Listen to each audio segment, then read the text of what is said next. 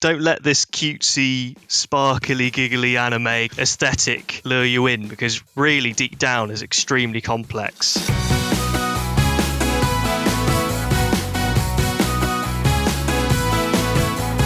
Hello and welcome to Rock, Paper, Shotgun and My Favourite Thing In. This is where I, Colm, chat to one of the lovely RPS staffers about a spang new video game they've been playing and get them to tell me about their favourite thing in it. In some cases, they'll have to think long and hard about their choice because the game they've been playing mightn't have been that great, while other better games will give them multiple things to pick. Staff writer and general JRPG enthusiast Ed Thorn has been getting to grips with a game and a series he's never played before. Atelier Ryza 2, Lost Legends and the Secret Fairy. So, with him being new to this Koei Tecmo RPG, I asked him to chat to me about the one aspect of the game that he enjoys more than anything else.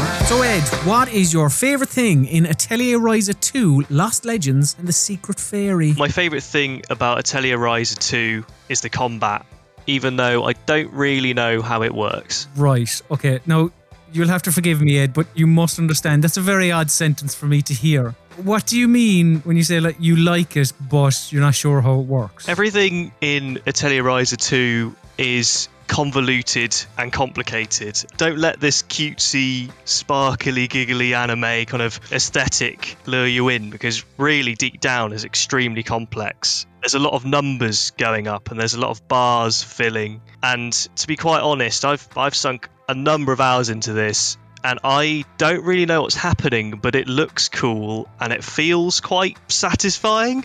So I don't mind it at all, really. So what is the combat? Atelier Ryza 2 is very much in a sort of a similar vein to Dragon Quest, I would say. So as you're running around the world, monsters are kind of are roaming around as well. And you've got the titular blue blob with smiley face, for example. And they won't necessarily attack you unless you run really close to them or something. And then when you sort of bump into them, you'll kind of be whisked away into this arena and you'll fight them alongside your party members, and you can have up to 3. And it's a turn-based system.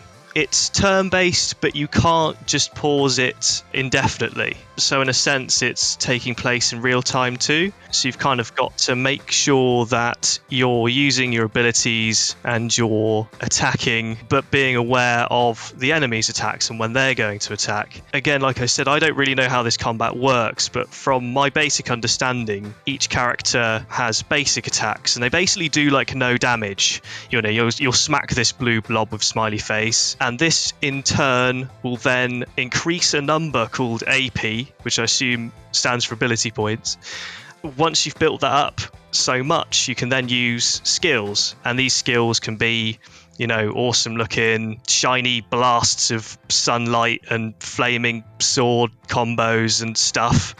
That's kind of the rhythm of combat. So you kind of use your skills, which will then reduce that AP, and you kind of go again. I mean, for a man who said that he's not sure how it works, to me, the uninitiated when it comes to Atelier Ryza, you seem to have got a decent grasp on it. Because I feel like I've explained the absolute basics to a T here, but what I failed to explain is like there's a bar underneath a portrait, for example, and there's bars on it. I don't know what that does.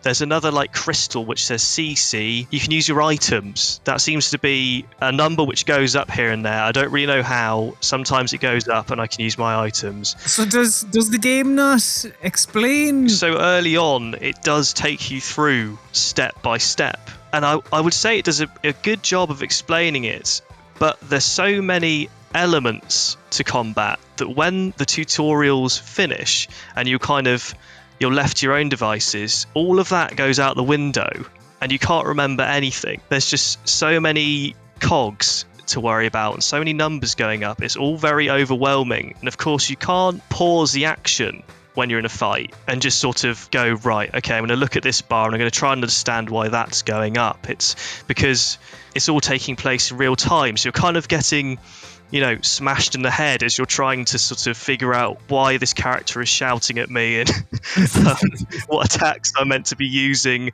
and why all of a sudden someone has just done like this mad somersault and finished this fight in like 2 seconds for some reason. But with all that said, it's still really enjoyable. Yeah, bizarrely, it's a lot of fun. I think because as fights drag on, and I kind of survive through fights, that's my method. So because I don't really know what's going on, I use my limited knowledge to sort of survive. And then as time goes by, these points that I've mentioned, they kind of become more plentiful and bountiful, and then all of a sudden you can chain attacks.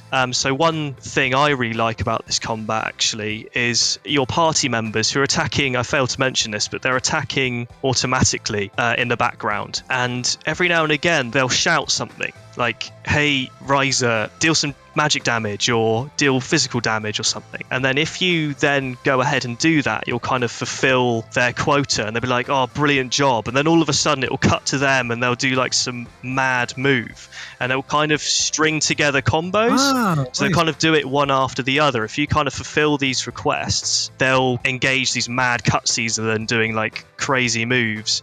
And you kind of string together these skills, and it looks great, and it feels really satisfying to do like a ton of damage in one fluid motion. And that's kind of how I play it. I kind of just try and get these cutscenes to happen, and it seems to be working. Like, I've managed to make my way through this game. I'm stumbling through it. So I think the game sort of understands that, hey, not everyone is going to grasp the ins and outs of this combat system, but there might be people out there who really do understand the nitty-gritty and can probably do some crazy combos all the time and really maximize it. But for people like me, it's still possible, which is quite good.